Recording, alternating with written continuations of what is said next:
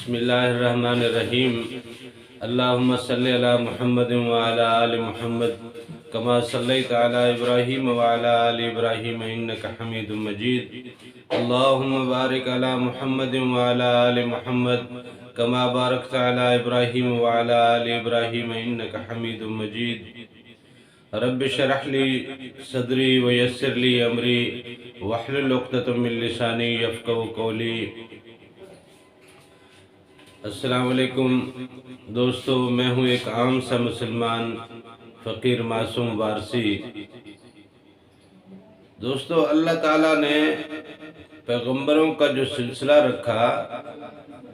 وہ اس لیے رکھا کہ انسان کو جس دنیا میں بھیجا جانا تھا یا انسان کو جس دنیا میں بھیجا گیا ہے، یہ حقیقت میں انسان کی اپنی دنیا نہیں ہے۔ جب آدمی پرائے دیش میں جاتا ہے، پرائے شہر میں جاتا ہے، پرائے علاقے میں جاتا ہے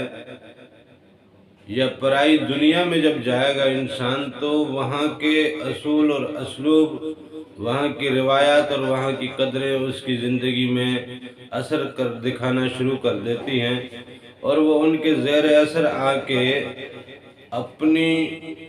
روایات کو، اپنے اقدار کو، اپنے معاملات کو آہستہ آہستہ کھونے لگ جاتا ہے۔ تو یہ جس دنیا میں ہمیں بھیجا گیا ہے، یہ دنیا ہمیں بتائی جاتی ہے عالم اسباب ہے، لیکن حقیقت میں اس دنیا کا جو نام ہے نا، وہ نام ہے اس کا عالم ناسوت، اور یہ جنات کی دنیا ہے، اور جنات کی تخلیق آگ سے ہے۔ تو یہ جو دنیا ہے، اس دنیا میں آگ کا مزاج رکھا گیا ہے۔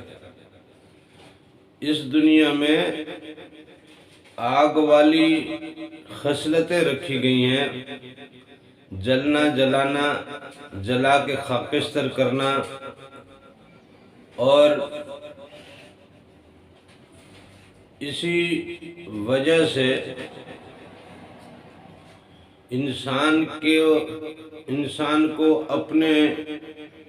دنیا کے روایات اور اسلوب سے جڑے رہنے کے لیے اللہ تعالیٰ نے پیغمبروں کا سلسلہ رکھا، تاکہ بار بار انسان کی رہنمائی کی جائے کہ انسان اس پرائی دنیا میں رہتے ہوئے اپنی دنیا کو نہ کھو دے، پرائی دنیا کے عادات، اطوار، اسلوب اور اس کے رنگ ڈھنگ میں ڈھل کے اپنی دنیا کے رنگ ڈھنگ کو نہ بھلا دے، کیونکہ انسان کو اللہ تعالیٰ نے اپنا خلیفہ بنا کے بھیجا، اور انسان کی جو حقیقت میں تخلیق ہے، وہ تخلیق کرنے کے بعد اللہ تعالیٰ نے اسے جنتوں میں رکھا۔ تو اس کی دنیا جنتیں ہیں، لیکن جب جنتوں سے اس دنیا میں بھیجا گیا تو وہ اپنی دنیا کے تمام تر معاملات سے کٹ کے ایک الگ سی دنیا میں جب آیا، تو صاف ظاہر ہے اس دنیا کا رنگ، اس دنیا کا عکس، اس دنیا کا مزاج، اس دنیا کے عادات و اطوار اس کی زندگی میں آنی تھی، اور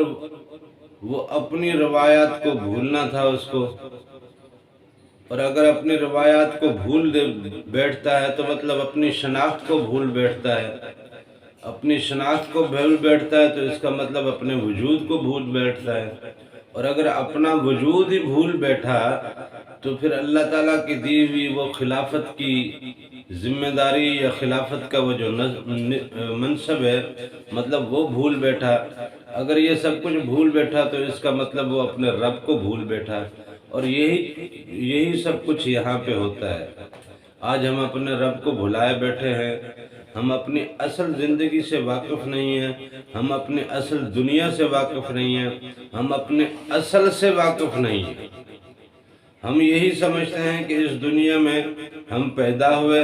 اور جب ہم مرتے ہیں اسی دنیا میں ہمیں دفن کیا جاتا ہے، لیکن بات یہ ہے کہ یہ جسم تو اللہ تعالیٰ نے مٹی سے بنایا تھا، یہ مٹی یہاں سے چن کے لے گئے تھے، تو اس مٹی کے جسم کو اس دنیا میں آنا تو تھا، لیکن حقیقت میں یہ مٹی کا جسم جب آدم کا خلق کیا گیا، بنایا گیا، تو 40 سال تک یہ جسم ایسے ہی پڑا ہوا تھا، اس میں کوئی روح نہیں پھونکی، اور 40 سال تک آپ کو پتہ جب گیلی مٹی سے کوئی چیز بناتے ہیں تو تھوڑی دیر میں وہ مٹی خشک ہو جاتی ہے، وہ ڈیلا بن جاتا ہے۔ تو حضرت آدم علیہ السلام کو بھی جب بنایا گیا تو یہ اسی طرح وہ مٹی خشک ہو گئی تھی، 40 سال تک اس کو مکمل خشک کیا گیا۔ آتے جاتے فرشتے اس کو اگر ہلا کے دیکھتے، اسے اگر ٹھوکر مارتے تو یہ ایسے بجتا تھا جیسے ٹھیکری یا خالی مٹکا جو بجتا ہے۔ اللہ تعالیٰ نے تو کہا تھا میں اسے اپنا خلیفہ بنانے لگا ہوں، لیکن وہاں ابلیس کو بھی پتہ چلا تھا کہ یہ اللہ کا خلیفہ بننے جا رہا ہے، جبکہ ابلیس کی وہاں ذمہ داریاں بہت بڑی تھیں، بہت بڑا منصب تھا اس کا۔ وہ تو فرشتوں کی مجلس اٹینڈ کرتا تھا، فرشتوں کا تعلیق تھا، استاد تھا، ان کو تعلیم اور درس دیا کرتا تھا، اور اللہ تعالیٰ کے نہ جانے کون کون سے خزانوں کی چابیاں اس کے پاس تھیں۔ اللہ کے حضور عرش معلیٰ تک اس کی رسائی تھی، اللہ سے ہم کلامی کا اس کا ایک منصب تھا، تو اس کو بھی پتا تھا کہ یہ اللہ کا خلیفہ بننے لگا ہے، تو اس نے آدم کے بنے ہوئے اس جسم کو ٹھوکر مار کے دیکھا تو یہ اندر سے ایسے ہی بج رہا تھا جیسے کوئی ٹھیکری بجتی ہے یا کوئی مٹکا بجتا ہے، تو اس نے کہا یہ تو اندر سے خالی ہے، اس میں تو ہے کچھ نہیں۔ آخر اسے اللہ تعالیٰ اگر خلیفہ بنائے گا تو کیسے بنائے گا، کس بات پہ بنائے گا؟ اور یہی چیز اس کو دھوکے میں لے گئی تھی۔ جب سجدے کا حکم آیا تو اس کو یہ اندازہ نہیں تھا کہ اب اللہ نے اسے کیا عطا کر دیا ہے۔ اللہ نے جب اپنی روح اس میں ڈالی تو اللہ پاک نور ہے، تو اس کی دی ہوئی روح بھی تو نور ہی ہے نا، تو اس کی ذات میں جب اللہ کا نور اتر چکا تھا تو اس بات کا ابلیس کو اندازہ نہیں تھا، اور وہ اسی وجہ سے غلطی کر بیٹھا، یہ تو وہی ٹھیکری بجنے والی اندر سے خالی ہے، تو اس میں کچھ بھی نہیں۔ وہ یہ سمجھا کہ میں نے عبادتیں کی ہیں، میں نے ریاضتیں کی ہیں، میں نے سجدے کیے ہیں، میں نے تو اللہ تعالیٰ کی برگزیدگی حاصل کر لی ہے، مجھے فرشتوں کے استاد کا بھی ایک منصب ملا ہوا ہے، مجھے جنتوں کے خزانوں کی چابیاں مجھے دی ہوئی ہیں، میرے پاس تو بہت کچھ ہے، اس کے پاس تو ہے کچھ نہیں۔ تو وہ اس دھوکے میں مارا گیا۔ لیکن جب یہ معاملہ ہوا، اسے مردود کر دیا گیا، تو اس نے پھر اجازت بھی مانگی کہ اللہ تعالیٰ اب مجھے اجازت بھی دے تاکہ میں پھر اس کو ورگلا بھی سکوں۔ اور یہ آنا بھی اسی کی دنیا میں تھا، جنات کی، کیونکہ ابلیس جنات میں سے ہے، اور جس دنیا میں ہم رہتے ہیں یہ جنات کی دنیا ہے، تو اسے آنا بھی جنات کی دنیا میں تھا، اور خلافت کا منصب لے کے اس کا مد مقابل بن کے، اس کا حریف بن کے اب اسی کی دنیا میں آ کے رہنے لگا تھا، تو اس لیے اس نے اپنا زور تو پورا لگانا تھا۔ اب ایسے میں انسان کو جو ذمہ داری دی گئی،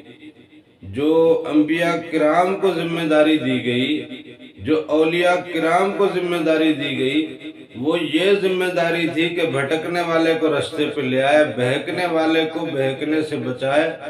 اور جو اپنے رستے سے گر رہا ہے، پھسل رہا ہے، اسے تھام لے۔ علامہ اقبال نے بھی کہا ہے نا کہ نشہ پلا کے گرانا تو سب کو آتا ہے، مزہ تو تب ہے کہ گرتوں کو تھام لے ساکی۔ تو یہاں جو ہماری ذمہ داری تھی وہ یہ ہے کہ گرتوں کو تھام لو۔ اب کوئی کس حساب سے گر رہا ہے، کوئی راہ ہدایت سے گر رہا ہے،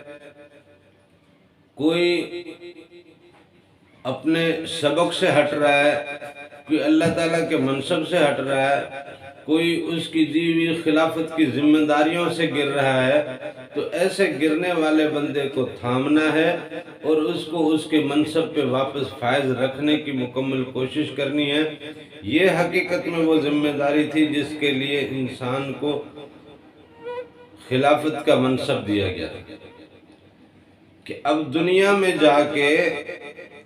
عالم ناسوت میں جا کے جہاں نور کا کوئی کام نہیں ہے، وہ نار کی دنیا ہے، اس نار کی دنیا میں جب اسے بھیجا جائے گا تو صاف ظاہر ہے نار کا مزاج اس پہ آنا ہے، تو جس پہ نار کا مزاج آنے لگے اس کے اندر واپس نور بھرنے کا کام جو ہے وہ اسی خلیفے نے کرنا ہے، وہ اس خلیفے نے کرنا ہے، اور وہ خلافت کی ذمہ داریاں ادا کرنا اور ان ذمہ داریوں میں اپنے آپ کو فنا رکھنا، یہی حقیقت میں پیغمبروں کی ذمہ داری تھی، یہی حقیقت میں ولیوں کی ذمہ داری ہے، اور یہی حقیقت میں ہم سب کی ذمہ داری ہے۔ اور اس ذمہ داری کو نبھانا، اس ذمہ داری کے توسط سے باقی لوگوں کو بھٹکنے سے بچانا اور بھٹکے ہوئوں کو واپس رستے پہ لانا، اس بندے کا جو رب سے رشتہ ہے اس رشتے کو واپس بیدار اور زندہ کرنا، جو بندہ اپنے رب سے کٹ رہا ہے اسے واپس اپنے رب کے ساتھ جوڑنا، رب کی اور بندے کی محبت کا جو عالم اللہ نے تخلیق کے وقت سب کو دکھایا، جو فرشتوں نے بھی دیکھا، جنات نے بھی دیکھا، وہ محبت کا عالم، وہ عشق کا عالم اللہ کا اپنے بندے کے ساتھ، وہ عالم انسان آج بھول بیٹھا ہے، اور جو بھی وہ عالم بھول بیٹھا ہے، وہ لمحہ بھول بیٹھا ہے، وہ محبت بھول بیٹھا ہے، وہ اپنے رب کا